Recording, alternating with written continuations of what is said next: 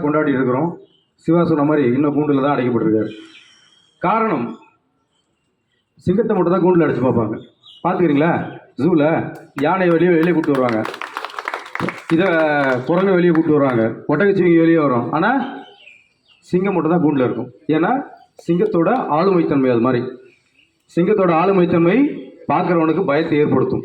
அதோட கம்பீரம் பார்க்குறவனுக்கு பயத்தை ஏற்படுத்தும். ஆனால் கம்பீரம் சாதாரணமாக வந்துருச்சா? இந்த லயன் கிங்னு ஒரு படம் பார்த்தீங்களா? எத்தனை பேர் பார்த்துருக்கீங்க? அந்த அனிமேஷன் படம் லயன் கிங். ஒரு சிங்கம் அந்த குட்டியிலேருந்து அது தன்னுடைய ஆளுமைத்தன்மை எப்படி வளர்த்துக்குதுன்ற ரொம்ப அழகாக காமிச்சிருவாங்க. சின்ன பசங்களுக்கு புரிகிற மாதிரி காமிச்சிருப்பாங்க.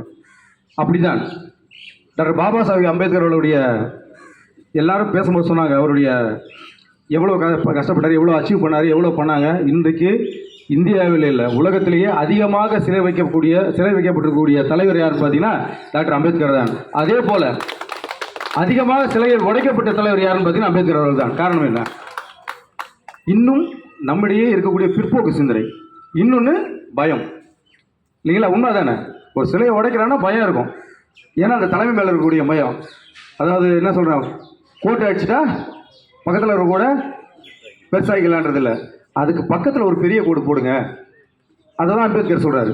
கோட்டை அழிக்க சொல்லலை, சட்டங்களை மதிக்க வேணாம்னு அம்பேத்கர் சொல்லவே இல்லை. ஒரு சட்டம் அம்பேத்கர் சொல்கிற ஒரு கூட்டத்தில் ஒரு சட்டம் ஏற்றப்படுகிறது, அதில் உங்களுக்கு மாற்று கருத்து இருக்கிறது, அப்போ அந்த சட்டத்தை மதிக்காமல் போகாதீங்க. அந்த சட்டத்தை மதித்து அந்த சட்டத்துக்கு மேலே சென்று அதை முன்னுதாரணமாக எடுத்துக்கொண்டு அந்த சட்டத்தை திருத்த வழி செய்யுங்கள். அப்போ தான் நீங்கள் சரியில்லைன்னு சொன்ன சட்டத்தை நீ திருத்தணும்னா என்ன பண்ணோம்? அதுக்கு மேலே போய் உட்காரணும். நீ அப்போது நீ கற்க வேண்டும். கல்வி கற்றா மட்டும் தான் அந்த இடத்துக்கு போக முடியும். யோசிச்சு பாருங்கள், ஒரு குடும்பத்தில் 8 குழந்தை இறந்து அதன் பின்பு பிறக்கக்கூடிய 14வது குழந்தை அம்பேத்கர். ஸ்கூலில் போய் சேர்க்குறாங்க, ஸ்கூலில் உள்ளே விட மாட்டேங்கிறாங்க. நம்மளாம் என்ன பண்ணுவோம்? ஒரு கடைக்கு போகிறீங்க, கடையில் ஒருத்தர் மரியாதை குறைவாக பேசுகிறான், மறுநாள் போய் அந்த கடைக்கு போய் அதெல்லாம் வாங்குமா? உங்கள் எஸ்எஸ்சி எடுத்துங்களேன், ஒரு எஸ்எஸ்சியில் போய் ஒரு லீவ் கேட்குறீங்க, அப்போ முதலே சொல்லிட்டு லீவ் போட மாட்டியா? இப்போ வந்து சொன்னால் லீவ் தரமாட்டேன்றாரு. அடுத்த வாட்டி நீங்கள் எஸ்எஸ்சியில் போவீங்களா லீவ் கேட்க? போக மாட்டோம்ல. நம்மளுக்கு ஈகோ, இவரு என்ன நம்மளுக்கு லீவ் தருது? நான் யூனியன் கிட்ட போகிறேன், சிவா எனக்கு தெரியாது, நீ தான் எப்படியா லீவ் வாங்கிக்கிறோம், அந்த என்னை வந்து லீவ் தரமாட்டேன்ட்டு. நீ என்ன பண்ணுவோ தெரியாது, லீவ் வாங்கிக்கிறோம். ஆனால் அம்பேத்கர் அதை செய்யலை. ஸ்கூலில் போகிறாரு, உள்ள அனுப்பல, வெளியே உட்காரன்றாங்க. மறுநாள் போகிறார் ஸ்கூலுக்கு. எப்படி? ஒரு பையில் கைப்பை, இன்னொரு கையில் இன்னொரு கையில் கோணிப்பை எடுத்துகிட்டு போகிறார். வாசலில் உட்காந்து அந்த கல்வியை கற்கிறார். எந்த இடத்துல கல்வி மறுக்கப்படுகிறதோ அந்த இடத்துல அந்த கல்வியை கற்று இன்னைக்கு உலகத்தோட தனி மனித நூலகத்தில் மிகப்பெரிய நூலகம் யாருன்னு பார்த்தீங்கன்னா டாக்டர் அம்பேத்கரோட 38,000 புத்தகங்கள், அவர் கற்று தேர்ந்த 38,000 புத்தகங்கள் வைக்கக்கூடிய ஒரே நூலகம் அம்பேத்கருடைய மட்டும்தான். அந்த நூலகத்தில் பார்த்தீங்கன்னா இல்லாத சப்ஜெக்டே கிடையாது. ஒரு விவசாயம் பண்ணுறதுலேருந்து ராக்கெட் ஏவுதளம் வரைக்கும் என்னென்னலாம் இருக்கோ அத்தனை புத்தகங்களையும் அவர் கட்டியிருக்கிறார். அதற்கான ஆய்வுகளை செய்திருக்கிறார். இன்னைக்கு பாரிஸ்டர் பட்டம் பெற்ற தலைவர்களிலே முக்கியமான தலைவர் அரசியல் தேர்வில் அவர் தான். இன்னைக்கு அவரை எப்படி பார்க்குறோம்? நம்ம ஒரு ஜாதிய தலைவராக கொண்டு வந்துட்டோம். அவர் என்ன சொல்றாரு? என்னை கடவுளை பார்க்காது. அவர் சொல்றாரு, ஏன்னா இதெல்லாம் நடக்கும்னு அவருக்கு தெரியும். ஏன்னா அரசியலமைப்பு சட்டத்தை ஏற்றும் பொழுது கிட்டத்தட்ட உலகத்திலேயே 6 பக்கங்களை கொண்ட அரசியல் 300 பக்கங்களுக்கும் மேல் 7000 சட்ட திருத்தங்கள் பண்ணக்கூடிய வாய்ப்பை அமைப்பு பெற்ற சட்ட திருத்தம் நம்மளுக்கு மட்டும்தான். ஏன்னா கான்ஸ்டியூஷன்ல அன்னைக்கு எழுதுன மாதிரியே மறுநாள் நடக்காது. அடுத்து ஒரு 5000 வருது நிலைமை, அதற்கான மாற்றங்கள் தேவைப்படும். அதற்காக 7000 இடத்துல சட்ட திருத்தத்தை செய்து கொள்ளக்கூடிய வாய்ப்பை அமைத்த கான்ஸ்டியூஷன் நம்மளுக்கு மட்டும்தான்.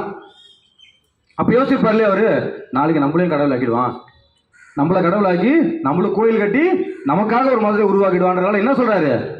என்ன கடவுளை பார்க்காது, தயவு செய்து என்னை கடவுளை பார்க்காது, என்னை ஒரு ஆயுதமாக வைத்துக்கொண்டு போராடு. உனக்கு கீழே நீ வளர்ந்துட்டியா? இன்னைக்கு ரயில்வேல இருக்கு, ரயில்வேல எஸ்எஸ்சிக்கு அசோசியேஷன் கொடுத்துருக்காங்க, எல்லாம் கொடுத்துருக்காங்க. ஆனால் சட்டம் என்ன சொல்கிறது? உனக்கு ரயில்வேல வேலை கொடுத்தாச்சு, உனக்கான அந்தஸ்தை வழங்கியாச்சு, ரயில்வே உனக்கான அரசாங்கம் உனக்கான சலுகைகளை கொடுத்துச்சு, நீ ரயில்வே துறையில் போராடக்கூடாது. ரயில்வேக்கு வெளியில பொது வெளியில தாழ்த்தப்பட்ட தொழிலாளர்களுக்கும் மிகவும் ஒடுக்கப்பட்டவர்களுக்கும் போராடி அவர்களுக்கான உரிமையை பெற்றுத்தர போராட வேண்டும் தான் சொல்றாங்க. கண்டி ரயில்வேல போராடவே சொல்லலை. ஏன்னா ரயில்வேல உனக்கான சலுகைகள் கொடுக்கப்பட்டு விட்டது, அரசு துறையில எல்லாம் பண்ணியாச்சு இல்லையா? அதனால இங்க பண்றதுக்கான கான்ஸ்டியூஷன். அதனால தான் அவர்களுக்கு பார்த்தீங்கன்னா பாலிசியில பேசக்கூடாது, வேலை நிறுத்தம் செய்யக்கூடாது, நுழைவாயில் கூட்டங்கள் கண்டன ஆர்ப்பாட்டங்கள் நடத்தக்கூடாது. உண்மையா தானே? ஏன்? இந்த எல்லா வாய்ப்பையும் உனக்கு அம்பேத்கர் பெற்று தந்து விட்டார். இனிமேல் நீ போராட வேண்டியது இங்க இல்ல, பொதுவெளி. ரயில்வேல உனக்கு பெற்று தந்தாச்சு. அதை கட்டி காப்பாத யார் இருக்கிறது? தொழிற்சங்க அங்கீகாரம். அதை பெற்று தந்தது யார்? டாக்டர் அண்ணல் அம்பேத்கர். அவர் சொல்லுவோம் இந்திய தேசத்தின் தந்தை யாரு? காந்தி இல்லைங்களா? இந்திய தேச தந்தை காந்தி. இந்திய அரசியலமைப்பு சட்டத்தின் தந்தை யார்? அம்பேத்கர். பெண்ணுரிமையின் தந்தை யார்? தொழிலாளர் நல தந்தை யார்? எப்படி கண்டினியூ பண்ணீங்கன்னா போயிட்டே இருக்கலாம். ஏன் பெண்ணுரிமையின் தந்தைன்னு சொல்றோம்? இன்னைக்கு சொத்தில் சம உரிமை பெற்று தந்தை யார்? இன்னைக்கு சட்டம் ஏற்றுறோம், மாடிஃபை பண்றோம், எல்லாம் பண்றோம். அந்த உரிமையை பெற்று தந்தை யாரு? அம்பேத்கர். இன்னைக்கு குழந்தை பிறந்தவன லீவ் வாங்குறோம் இல்லைங்களா? Maternity leave. அந்த உரிமையை பெற்று தந்தது யார்? Doctor B.R.. அம்பேத்கர் அவர்கள். அந்த சட்டத்தை சட்டமாக இயற்றியது. பெற்று தருவன இவங்களுக்கு இந்த நான் போட்டுறேன் சொல்லி சொல்ல, அதை சட்டமாக இயற்றினார். யாராலையும் மறுக்கவே முடியாது. அவர் கேட்டது என்னது? ஏற்றத்தாழ்வு இல்லாத ஒரு சமுதாயத்தையா கேட்டாரு? கிடையாது. சம உரிமை பெற்ற சமுதாயம். ஏற்றத்தாழ்வுனா அது கடைசி வரைக்கும் இருந்துட்டே இருக்கும். நான் படிச்சேன்னா நான் பெரிய ஆளு, நான் படிக்கலாம் சின்ன ஆளு, நான் இதுல பிறந்துட்டா நான் பெரிய ஆளு, நான் இங்க பிறக்கலாம். ஆனால் இது எதுவுமே தேவையில்லை. நீயும் நானும் சமம் என்ற உரிமையை பெற்றுத்தர வேண்டும். அதுதான் இந்த கான்ஸ்டியூஷனை, இந்த இந்திய அரசமைப்பை சிறைத்தன்மையோட இன்னைக்கு வரைக்கும் வச்சுக்கிறது காரணம் அதுதான். நம்முடைய அரசியலமைப்பு சட்டம் இன்னைக்கு வரைக்கும் சொல்றதே தான், சமநிலை. நீயும் நானும் சமம் என்ற கொள்கை. நீ ஏற்றத்தாழ்வு மேல இருக்கியா கீழே இருக்கியா எல்லாம் கிடையாது. நீயும் நானும் சமம் என்று என்னைக்கு இது ப்ரூவ் ஆகுதோ அன்னைக்குதான் அவருடைய கொள்கைகள் நிறைவேற்றப்பட்டதா அவர் நினைப்பார். ஐயா சொன்ன மாதிரி பௌத்தத்துக்கு எதுக்கு மாறான்? ஏன்னா இந்து மதத்துல உட்பிரிவுகள் இருக்குது. உட்பிரிவுகள் இருக்கிற இடத்துல ஜாதிய பாகுபாடு இருக்கும், மேல கீழே. உட்பிரிவுகள் இருந்தாலும் மேல கீழே. கிறிஸ்துவத்துல உட்பிரிவுகள் இருக்குது, மேல கீழே. இதுல முஸ்லிம்ஸ்ல உட்பிரிவுகள் இருக்குது, மேல கீழே. ஆனால் உட்பிரிவுகளே இல்லாத ஒரே இது பௌத்தம் தான். அதனால நான் உட்பிரிவுகளே இல்லாத போறேன். எனக்கு எல்லாரும் சமமான ஒரு மதம் இருக்கிறது, அந்த மதம் என்னுடைய மதம் என்று பௌத்தத்தை ஏற்றுக்கொண்டார். உண்மையாதானே? அதே போல இன்னைக்கு ஒரு மதத்தை ஒரு கொள்கையை பின்பற்றுகிறோம் என்றால் அந்த கொள்கையை என்ன பண்ணணும்? அதற்கு அடுத்த கடத்துக்கு கொண்டு செல்ல வேண்டும் இல்லையா? அம்பேத்கரை பின்பற்ற என்ன பண்ணோம்? அம்பேத்கர் என்ன கூறினாரோ அதற்கு அடுத்த கடத்துக்கு நாம் முன்னேறி செல்ல வேண்டும். என்ன சொன்னார்? கற்பி ஒன்று சேர் புரட்சி செய். இந்த வார்த்தைக்கு என்ன சொல்ற அர்த்தம்? கற்பி, சொல்லிக் கொடு. அவர்களோட உரிமை எது? அவங்க போராட வேண்டிய கட்டாயம் என்ன செய்யணும் அதை கற்பிக்கணும். ஒன்று சேர். இதை நம்ம சொல்லி தந்ததன் மூலமாக அவர்களை அந்த ஒருமித்த கருத்துக்கு கொண்டு வந்து அவர்கள் எல்லாம் ஒன்று சேர்க்கணும். புரட்சி செய்யணும் அடித்தடி பண்ணுன்னு அர்த்தம். யோசிச்சு பாருங்க, புரட்சி செய்யறது அடித்தடி பண்ணு அர்த்தமா? கிடையாது. ஏன்னா அம்பேத்கர் சொல்றாரு, வேலை நிறுத்தம் என்பது உன்னுடைய உரிமை கிடையாது. நமக்கு சொல்லிட்டாரு.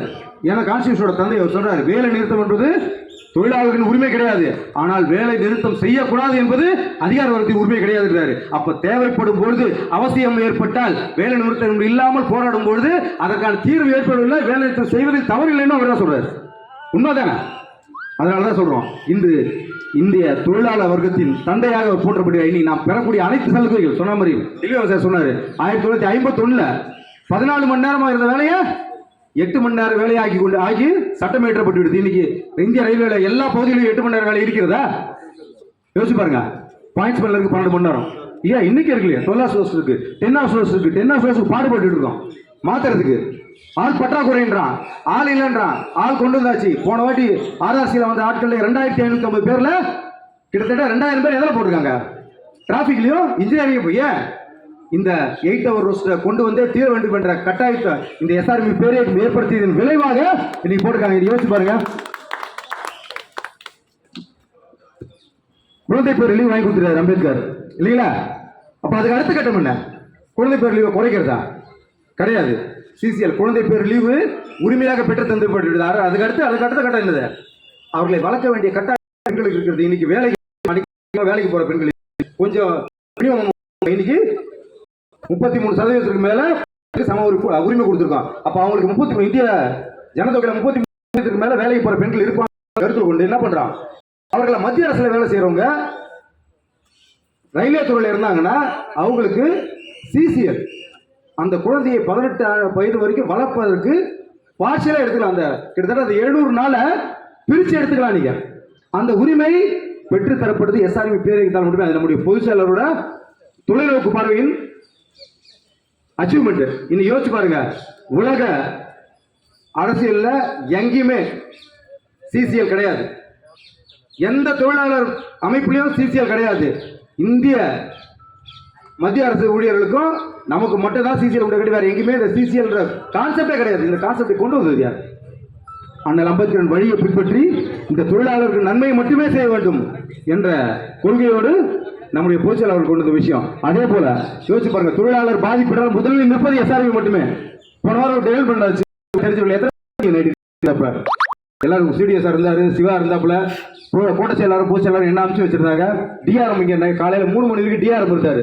யோசிச்சு பாருங்க, டிஆர்எம் காத்தால 3:15 வரைக்கும் இங்க இருக்கிறாருன்னா அது எவ்வளவு பெரிய டெவலப்மெண்ட்.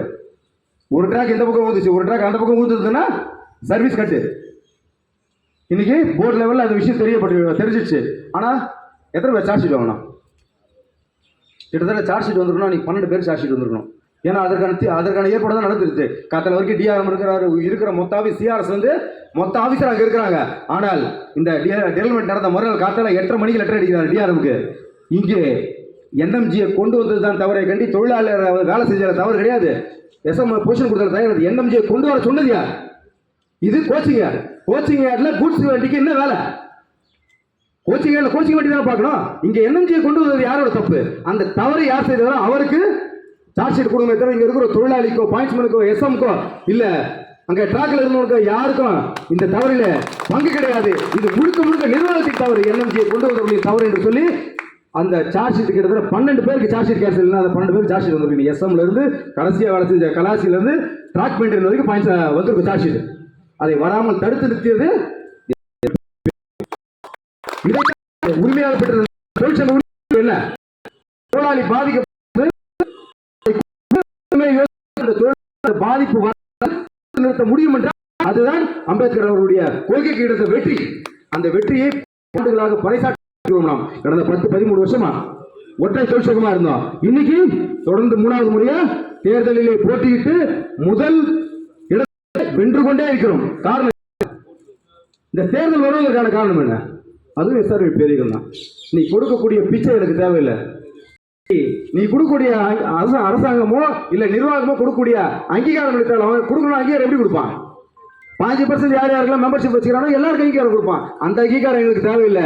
தேர்தலில் நின்று களத்திலே தொழிலாளர்களை சந்தித்து தொழிலாளர்கள் போடக்கூடிய ஓட்டுல நான் அங்கீகாரம் படுறேன். அந்த அங்கீகாரத்தை குறித்து அதுக்கப்புறம் நான் உங்ககிட்ட நெகோசியேட் பண்றேன். அப்போ உனக்கு உரிமை கிடையாது, வென்ற எனக்கு தான் உரிமை என்று கோர்ட்ல கேஸ் போட்டு சுப்ரீம் கோர்ட்ல ஜெயிச்சு அந்த உரிமையை வாங்கணும். இன்னைக்கு சொல்றவங்களாம் சொல்லலாம், நாங்களும் ஜெயிச்சிட்டோம், நாங்களும் வந்துட்டோம். நீ தேர்தலில் நிற்கக்கூடிய உரிமையை பெற்றுத்தந்த எஸ்ஆர்வி பேர் இயக்கம். இன்னைக்கு 2வது இடத்துல நீ ஜெயிச்சிருக்குன்னா அதற்கான உரிமையை பெற்றுத்தது இந்த எஸ்ஆர்வி பேர் இயக்கம். இன்னைக்கும் உன்னால ஒரு கிளையை கூட போட முடியல. அந்த இடத்துக்கு வல்லமை படைத்த தொழிற்சங்கமாக தன்னை நிலைநிறுத்திக் கொண்டது எஸ்ஆர்வி பேர் இயக்கம். உன்னால ஒரு கிளை போட முடியல. 4 மாசம் ஆயிடுச்சு ஜெயிச்சு. ஒரு இடத்துல ஒரு கிளையை வைக்க முடியல. ஆபீஸ் வேற வரமாட்டேங்கிறான் கூப்பிட்டா. ஏன்? ஏனென்றால் எல்லாருக்கும் தெரியும், அவனுக்கே தெரியும் எப்படி ஜெயிச்சுன்னு இது வரைக்கும் தெரியல. அவனுக்கு அந்த கேள்விக்கு மட்டும் அவனுக்கு பதிலே கிடையாது. எப்படி நான் ஜெயிச்சோம் பண்ணா அவனுக்கு தெரியல, யாருக்கும் தெரியல. ஏன்? ஏன்னா இருக்கிற தொழிலாளிக்கும் தெரியல எதற்காக மாற்றி ஓட்டு போட்டோம்னு. உண்மையா இல்லையா? மாற்றி ஓட்டு போடணும்னு தெரியுமா? எதுக்கு மாற்றி ஓட்டு போட்டோம்? ஒன்று எப்படி இப்போ அரசியல் எலெக்ஷன் நடக்குது, ஓட்டு மாற்றி போடணும் எப்படி பண்ணுவான்? சரியா அரசியல் கட்சி வேலை செய்யல, என் தொகுதிக்கு சரியான பணிகளை செய்யல, என் ரோடு இல்லை, கார்பரேஷன்ல தண்ணி வரல, கரண்ட் பவர் கட் ஆகுது, இதனால நான் ஓட்டை மாற்றி போடணும்னு சொல்லலாம் இல்லையா? எஸ்ஆர்விக்கு எதுக்கு ஓட்டு மாற்றி போட்டான்? இந்த இடத்துல ஒரு பிரச்சனை முதலில் நிற்பது எஸ்ஆர்வி பேர் இயக்கம். இங்க தொழிலாளிக்கு ஒரு சார்ஜ் ஷீட் வருதுன்னா நிற்பது எஸ்ஆர்வி பேர் இயக்கம். இந்த இடத்துல ஒரு சாலை வசதினா அதை போட்டு தருவது எஸ்ஆர்வி பேர் இயக்கம். இந்த இடத்துல ஒரு தொழிலாளிக்கு ஏதோ ஒரு இடத்துல ஆக்சிடென்ட் ஆயிடுதுன்னா அவனை கூட்டு போய் முதல்ல ஹாஸ்பிட்டலில் சேர்த்து அவனுக்கான ஐஓடி வாங்கி கொடுக்குறது எஸ்ஆர்வி பேர் இயக்கம். ஒருத்தர் செத்துட்டானா அவன் எந்த ஊர்ல இருந்தாலும் அவனை ஃபிளைட்ல ஏற்றி சிசிஐ டிஎஸ்பிஎஃப் மூலமா அனுப்பிச்சு வைக்கிறது எஸ்ஆர்வி பேர் இயக்கம். இவ்வளவு நன்மைகளை செய்து கொடுத்த பிறகு எப்படி எஸ்ஆர்விக்கு மாற்றி ஓட்டு போட தோணுச்சு? ஒரு 2 பேர்கிட்ட கேட்டோம், சும்மா ஒரு மாற்றத்துக்கு செய்யலாம் மாற்றம் கொடுக்கலாங்க, செஞ்சவனுக்கு எதுக்குங்க மாற்றம்? நீ கொடுத்த மாற்றம்னா இன்னைக்கு அவனால மாற்றவே முடியல, எதையுமே மாற்ற முடியல. இன்றும் நெகோசியேஷன் எஸ்ஆர்வி கூட தான் நடந்திருக்குது. இன்னைக்கும் டிஆர்எம் ஸ்பெஷல் மீட்டிங் நடத்துறாரு எல்லாருக்காக. எஸ்ஆர்வி பேரியக்கத்தோடு மட்டும்தான் நடத்துக்கிறார். நம்ம தான் உட்கார ஸ்பெஷல் மீட்டிங்ல, எதிர்க்க டிஆர்எம் உட்கார, ஏடிஎம் உட்கார, இருக்கிற எல்லா ஆஃபீஸரும் உட்கார, எதிர்க்க எஸ்ஆர்வி மாணவர்கள் உட்காரோம். கொண்டு போன கோரிக்கை 16 கோரிக்கையில எத்தனை கோரிக்கை வென்று எடுக்கிறோம்? 13 கோரிக்கைகள் நிர்பந்தமே இல்லாமல் நிபந்தனையே இல்லாமல் வென்று எடுக்கிறோம் எல்லாருக்காக. இன்னைக்கு அதான் நடந்துருக்குது. பொருள் தொடர்ந்து அதான் செய்தி கொடுக்குறோம். இன்னைக்கு கூட யோசிச்சு பாருங்க, ஏதாவது ஒரு பிரச்சனை அன்னைக்கு நைட் ஆயிடுச்சு டெவலப்மெண்ட், எத்தனை பேர் வந்தாங்க மாட்டு தொழிற்சங்கத்தில் வின் பண்ணுவாங்க? சரி நோட்டீஸ் போட ஜெயிச்சா ஒருத்தன் அவன் தானா? யார் வந்தாக்க நின்னா களத்தில் நின்று யாரு? அங்கே வேலை செஞ்சவங்களுக்கு சாப்பாடுலேருந்து தண்ணியிலேருந்து அங்கே காலையில் வண்டி நல்லபடியாக ரீரைல் ஆகிட்டு டிஆர்எம் கை கொடுக்குறாரு.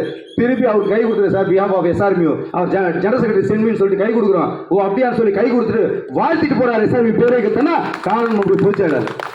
இதற்கெல்லாம் காரணம் யார்? தொழிற்சங்க உரிமையை பெற்றுத்தது டாக்டர் பி ஆர் அம்பேத்கர். இன்றைக்கு தொழிலாளர் நலங்களை இன்னைக்கு சாத்தியமாக்குறதுனா அதுக்கு காரணம் பி ஆர் அம்பேத்கர். அவரை போற்றுவதற்கு இந்த ஒரு நாள் மட்டும் கிடையாது. இன்னைக்கு போட்டோ வச்சிடும், இன்னைக்கு மாலை போட்டு இன்னைக்கு ஒரு நாளைக்கு அவர் நினைக்கிறோம்ல.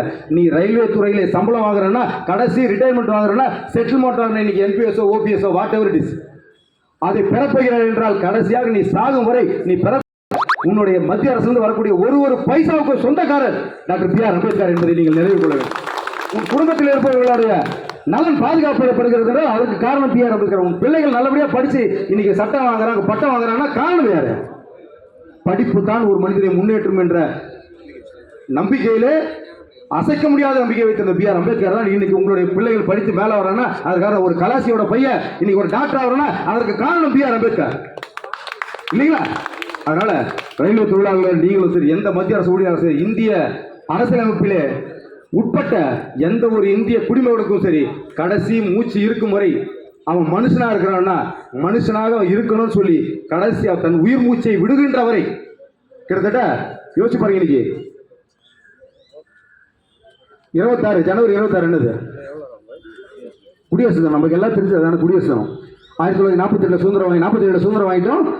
அம்பேத்கர் நேரு என்ன பண்ண இந்திய அரசியலமைப்பு சட்டத்தை இயற்றக்கூடிய கமிட்டியின் சேர்மனாக அவர் போறாரு. கூட 7 பேர் போறாங்க. 7 பேர்ல ஒருத்தன் கூட வேலை செய்யல. அவர் ஒருவரே 2 இரவும் பகலமாக கண்வீழ்த்தி எழுதுகிறார். இந்திய அரசியலமைப்பு சட்டத்தை திருத்தங்களோடு 300 பக்கங்களுக்கு மேற்பட்ட உலகத்திலேயே மிகப்பெரிய அரசியலமைப்பு சட்டத்தை இயற்றுகிறார். அந்த நாள் என்ன அறிவிக்கப்படுது? அன்னைக்கு குடியரசு தினத்தன்னைக்கு என்ன அறிவிக்கப்படுது? இந்தியன் கான்ஸ்டிடியூஷனல் டே. இன்று வரை அதை யாருமே ஏற்றுக்கல. ஏன்னா அது அம்பேத்கருடைய பேரை பறைசாற்றி விடும் இல்லையா? இன்னைக்கு வரைக்கும் யாரும் பண்றோமா? குடியரசு தினத்தன்னைக்கு யாரும் அம்பேத்கர் போட்டோ வச்சு மாலை போடுறோம். காந்தி போட்டோ வச்சு இன்னும் கொண்டு காந்தி சுதந்திரம் போராட்டத்தில் யாருமே தவறு சொல்ல. ஆனால் போராடி பெற்ற சுதந்திரத்தை கட்டுக்கோப்பாக வழிநடத்தக்கூடிய வழிமுறை ஏற்படுத்தியிருந்தது யார்?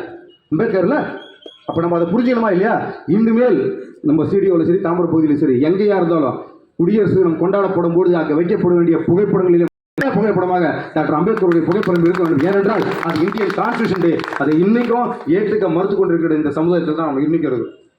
அதனால இதையெல்லாம் மாற்றிவிட்டு கொள்கை டாக்டர் அம்பேத்கருடைய கொள்கை ஜாதி மத இன மொழி பேதமற்ற ஒரே இயக்கமாக இருக்கிற எஸ்ஆர்எம் பேரியக்கம் இனி வரும் காலங்களிலும் ஜெயிச்சாலும் தோத்தாலும் முதல் இடத்துல இருந்தாலும் கடைசி இடத்துல இருந்தாலும் நீ ஓட்டு போட்டாலும் போடலனாலும் உனக்கு பிஎஃப் நம்பர் இருந்துருச்சுன்னா நீ ரயில்வே தொழிலாளி என்ற அங்கீகாரம் இருந்துச்சுன்னா உனக்காக போராடக்கூடிய ஒரே இயக்கம் எஸ்ஆர்எம் பேரியக்கம் தான். ரயில்வேயில கடைசி ரயில்வே தொழிலாளி இருக்கிறான் என்றால் அவனுக்காக போராட ஒருத்தர் குரல் கொடுக்கிறான்னா அவன் எஸ்ஆர்எம் போராளியாக மட்டும்தான் இருப்பான் என்று கூறிக்கொண்டு வாய்ப்பளித்த தலைமைக்கு நன்றி கூறி விடைபெறுகிறேன். நன்றி.